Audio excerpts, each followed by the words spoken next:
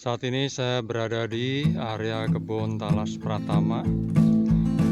Ini adalah Talas Pratama yang ditanam secara tumpang sari dengan kangkung. Jadi setiap 20 hari bisa panen kangkung sambil nunggu itu talasnya bisa dipanen. Ini kemarin dipanen dengan cara diarit. Ini saya sudah bawain goloknya. Kita mau panen kangkung. Ya, ini adalah tanaman talas berlian yang ditumpang sari dengan kangkung. Tapi kangkungnya sudah dipanen. Ini kangkungnya sedang dicabuti, bekas-bekas kangkungnya dicabutin, dipinggirkan. Ini di tengah-tengahnya bisa kita tanamin dengan tanaman baru. Setelah parit ini ada tanaman talas berlian. Ya, talas berliannya jarak 50 cm. Kemudian pada jarak 1 meter, 1, 2, 3, 4 dan seterusnya bisa tanamin dengan talas Surinam. Begitu, ini kita tanam di tengah-tengah gulutan atau bedengan. Demikian gambarannya kalau kita membuat tumpang sari. Ya, akan seperti ini nanti.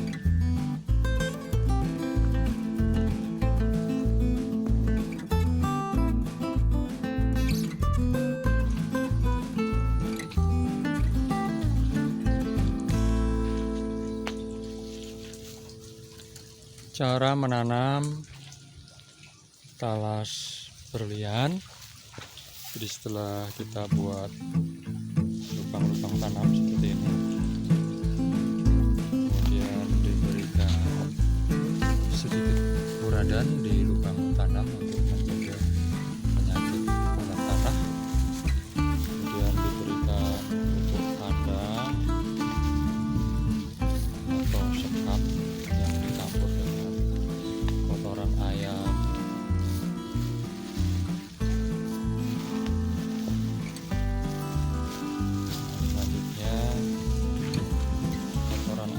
Kita semprot dengan P4 atau dengan pupuk organik cair untuk fermentasi. Kemudian setelah itu ditutup dengan tanah kira-kira 1 cm, 1 sampai 2 cm, baru kemudian ditanam talas di atasnya. Ya, ini adalah kompos atau sekam dan kotoran ayam yang sudah disemprot dengan larutan E4 di setiap lubang disemprotin seperti itu.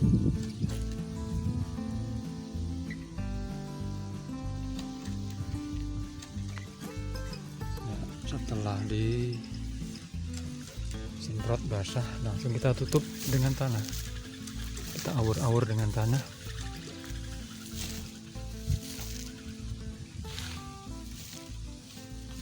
Ya, secukupnya.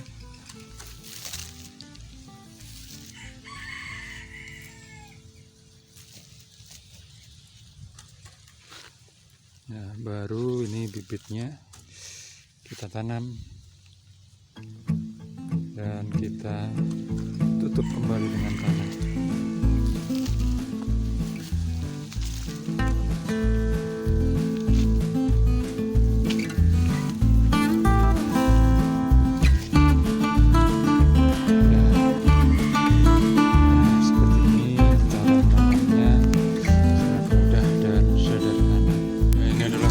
Talas bote yang tumbuh liar di kawasan hutan di bawah pepohonan. Ini ya, sangat subur sekali. Ini hampir setinggi orang, sekitar hampir 2 meter tinggi daunnya, dan batangnya juga sudah cukup besar. Ya, tahap pertama ya, kita pilih batang keladi Ya, diperkirakan yang agak besar kalau untuk menghasilkan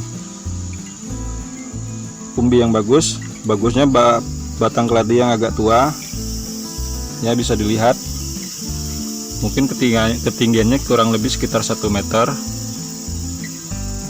ya. Jika tidak ada batang keladi yang tua, yang kecil pun juga tidak apa-apa, tidak masalah. Nanti biarkan nanti proses. Nah, yang kecil, oke lah. Tahap pertama setelah pemilihan bibit batang keladi, kita memotong umbi keladi. Umbi keladi tadi dalam posisi seperti ini ya. Jangan sampai terpotong bakal umbi. Bakal umbi ini kelihatan seperti tonjolan-tonjolan di garis antara akar dan batang tuh, terlihat tonjolan. Jangan sampai ini rusak, karena inilah yang akan menjadi bakal umbi. Nah, lalu kenapa umbi yang lama disarankan untuk dibuang? Karena kalau tidak dibuang, nanti seperti ini, ada bakal bibit baru. Nah, jika ini ditanam, ini akan menghasilkan batang baru lagi, akan tumbuh batang. Nah, sementara kita yang ingin kita ambil umbinya, bukan batangnya. Oke, setelah dipotong ya, sisakan sedikit akar, dibiarkan daun 2 batang saja. Nah, kemudian proses penggalian lubang.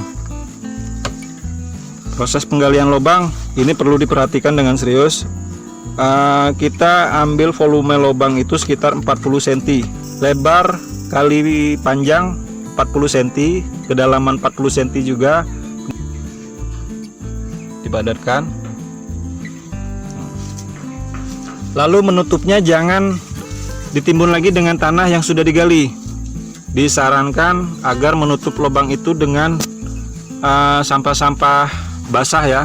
Boleh ranting-ranting kayu, boleh daun-daun kering, ataupun rumput-rumput di sekitar kebun itu bisa dicabut. Nah, sampah daun kering, sampah daun bambu kering. Oke.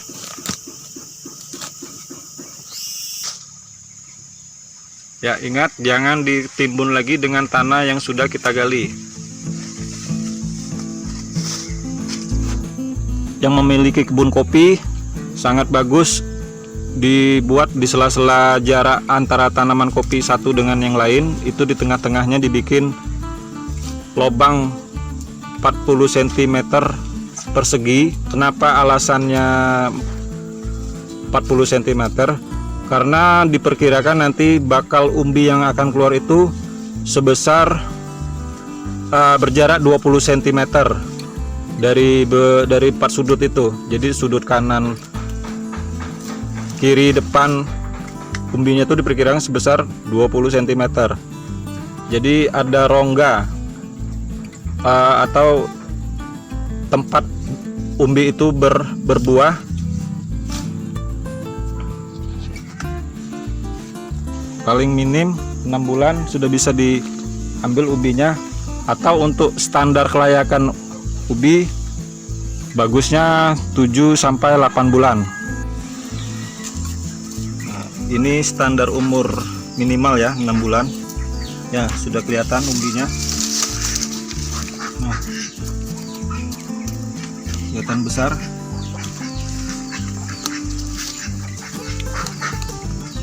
Oke, pemirsa.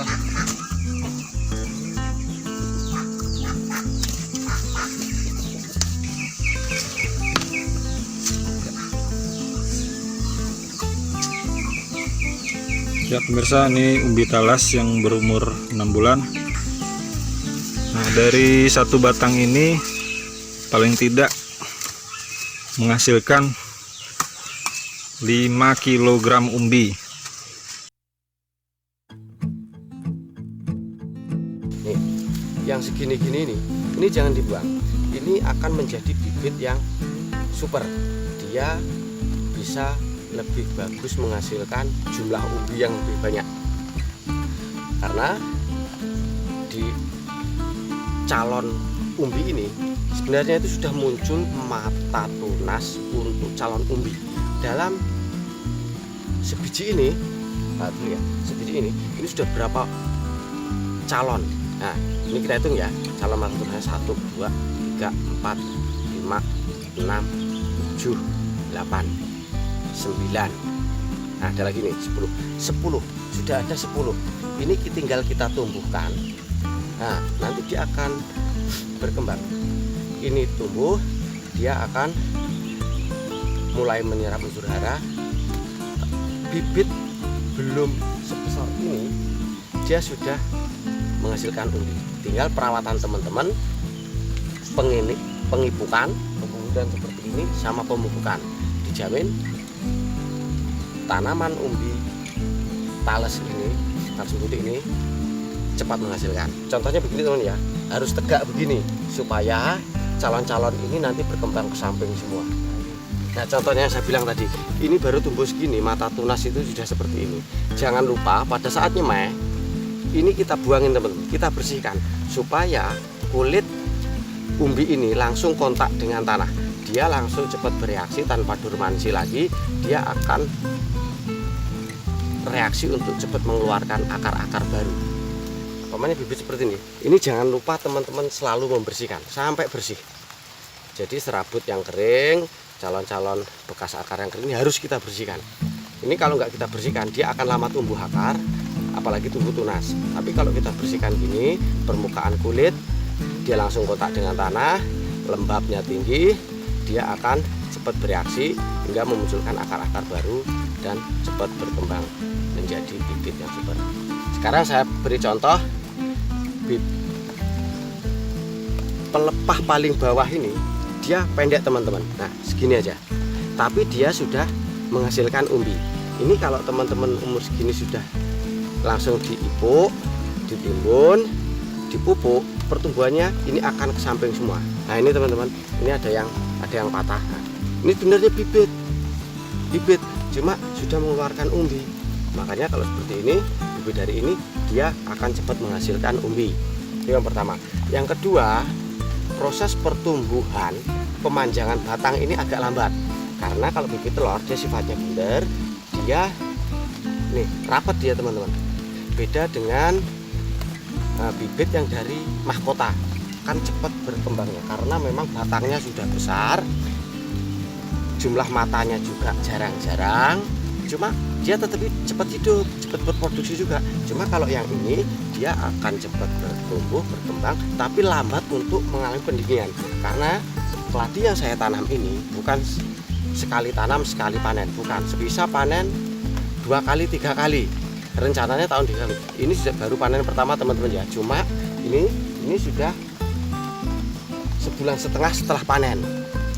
Nah, ini nanti 3 bulan kemudian dia sudah menghasilkan umbi baru lagi. Nah, kita panen lagi sampai seterusnya. Nah, ini cukup waktu 3 bulan sampai 3,5 bulan. Setelah panen pertama itu sudah bisa panen lagi. Irit 2,5 bulan teman-teman. Sangat dahsyat, waktu 2,5 bulan. Terus waktu biaya juga mantap. Nah, ini teman-teman. Nah, ini sudah kelihatan semua, ini layak dipanen lagi teman-teman. Masya Allah.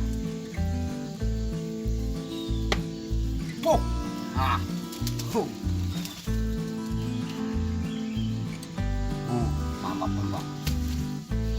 Baru 3,5 bulan teman-teman. Ini kalau pas kena tak gitu, supaya apa? Enggak luka. Nah, ini enggak ada yang luka teman-teman, tidak mengurangi kualitas.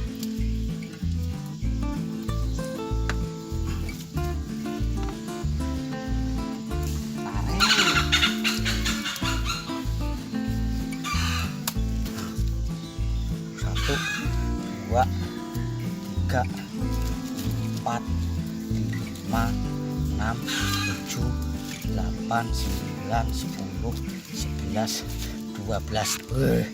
Mantap teman-teman ya. 12 ini sudah berapa kilo?